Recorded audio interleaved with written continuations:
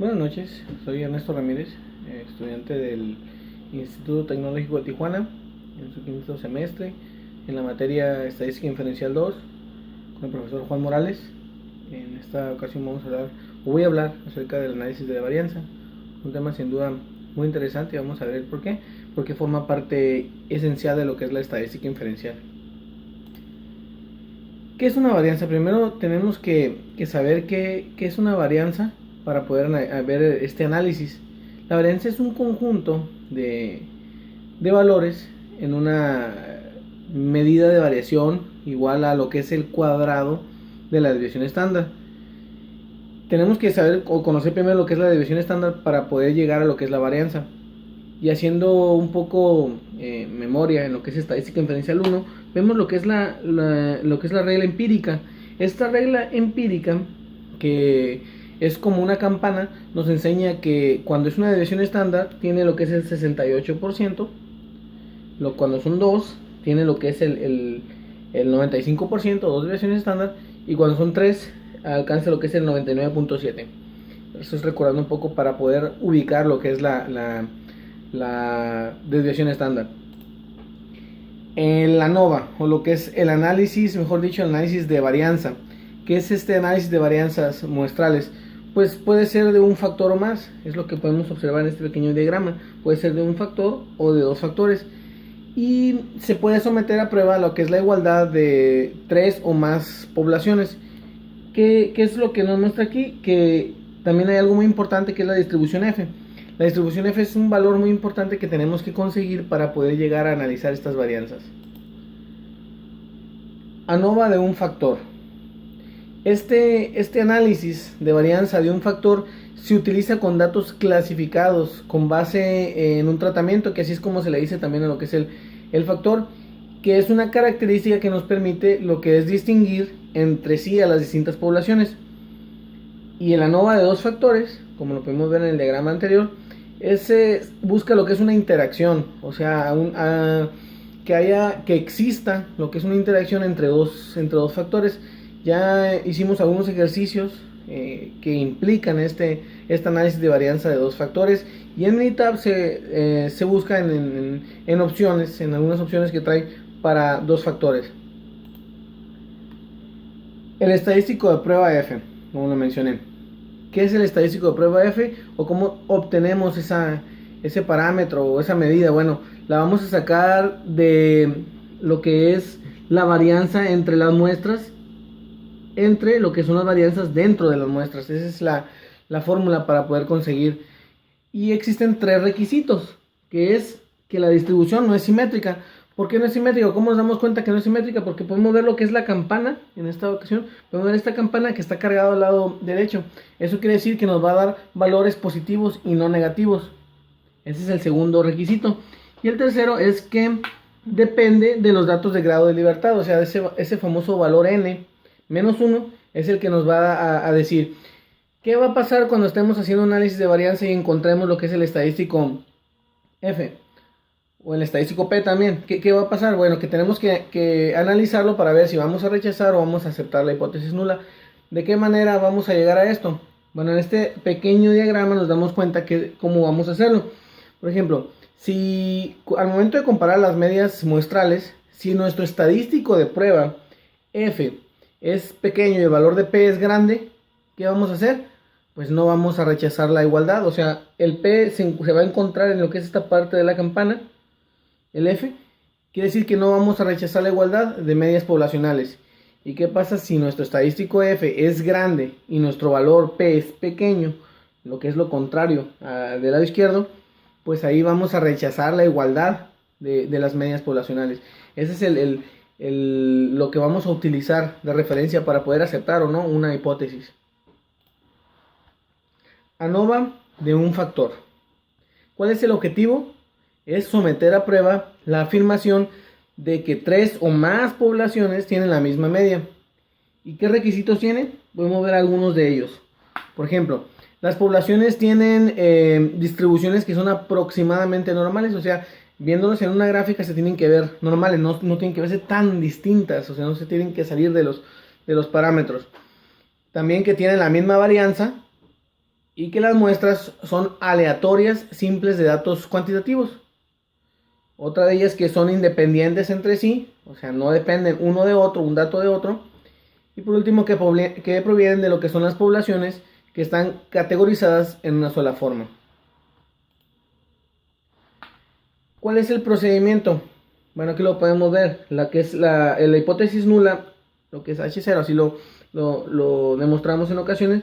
Quiere decir que M1 es igual a M2, a lo cual es igual a M3. Esa es la hipótesis nula, que estamos aprobando lo que es una igualdad. Tenemos que identificar el valor P, como ya lo comenté, en los resultados, y en base a la gráfica que observamos hace 2 diapositivas, podemos darnos cuenta qué criterio vamos a utilizar. ANOVA de 2 factores. ¿Cuál es el objetivo? Bueno, que con datos muestrales clasificados, con una base de una variable de renglón y variable de columna, o sea, vamos a utilizar las dos, se utiliza un análisis de varianza para determinar si hay un efecto de interacción entre uno y el otro. ¿Cuáles son los requisitos? Los podemos observar. Que para cada celda los valores muestrales provienen de una población con distribución aproximadamente normal. También se tiene que ver normal esta distribución en una gráfica, no se tiene que ver tan salido lo que son estos valores. Tienen que estar aproximadamente normales, tienen que verse esa correlación. Y otro de los requisitos es que todos se categorizan en 2 factores y las celdas tienen el mismo número de valores muestrales. También se puede utilizar algunas celdas que no sean de la misma cantidad en lo que es en grados de libertad. También se puede utilizar, pero hay otras fórmulas para hacerlo. ¿Cuál es el procedimiento de prueba? Bueno, está el factor renglón. Para este factor renglón se somete a prueba la hipótesis nula, lo que es el H0, y que quiere decir que no existen efectos del factor renglón, o sea, que las medias del renglón son iguales. Se calcula para esto lo que es el valor P, como ya lo observamos, correspondiente al estadístico de prueba. Y lo que es el estadístico de prueba, que es el F, es el CM o cuadrado medio del renglón entre el cuadrado medio de lo que es el error. Esa es la fórmula con la cual se puede utilizar esto. Vamos a ver un pequeño ejemplo práctico de ANOVA. Se nos pedía o se nos requería que lo hiciéramos algo del trabajo.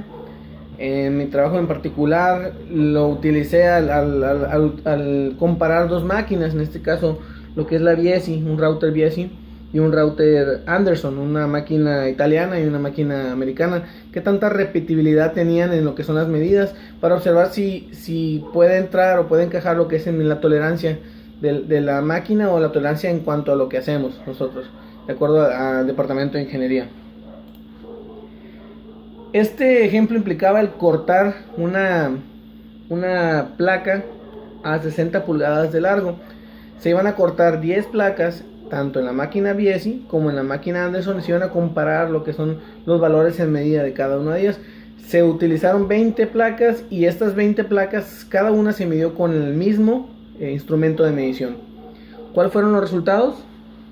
Bueno, nos podemos ver los resultados tanto en la lista aquí, tanto en la máquina Biesi, podemos ver los resultados que tuvieron en sus 10 mediciones, tanto la máquina Anderson, y podemos ver cómo en lo que son las gráficas se ven en una distribución prácticamente normal. Podemos ver lo que es la línea del centro, no están tan salidas, no se encuentran tan separadas. Eso quiere decir que hay una distribución normal. Se puede llegar a un análisis de varianza gracias a esto. ¿Cuál fue el resultado? Bueno, podemos observar que el valor F y el valor P, el valor P está por encima de lo que es la varianza. La varianza es 0.05 y nuestro valor P está en 0.80 y nuestro valor F está en 0.06. De acuerdo con lo que pudimos observar, podemos ver que no puedo rechazar lo que es la igualdad. No la puedo rechazar porque en la primera gráfica que vimos en cuanto a qué es lo que hacíamos, estoy observando un valor, lo que es un valor F, pequeño y un valor P grande, eso me lleva a que no puedo rechazar la igualdad. Ese es el resultado final de lo que es esta análisis de varianza. Y lo podemos ver también gráficamente, ¿verdad? Como es que si hay prácticamente una igualdad, se puede observar la línea, ¿verdad? Casi no está en parámetro muy lejos. Eso quiere decir que no puedo rechazar la igualdad. ¿Y qué pasa? ¿Afecta eso con mis medidas en cuanto al trabajo? Pues no afecta, porque pues entra dentro de lo que es mi longitud o mi tolerancia de longitud de lado, de acuerdo a cada dibujo, los espacios después del punto. Tengo una buena medida para lo que es el trabajo que estamos haciendo. Entonces podemos comparar que entre las dos máquinas están muy cerca. No puedo rechazar igualdad, quiere decir que las medidas son muy similares, quiere decir que me está respetando lo que es mi dibujo original, y quiere decir que las máquinas son precisas. Esa es la conclusión a la cual se puede llegar gracias a lo que es el análisis de varianza. Sin duda hay muchas cosas que se pueden hacer gracias a este análisis. Es una parte muy interesante de la estadística inferencial 2. Por mi parte es todo. Gracias.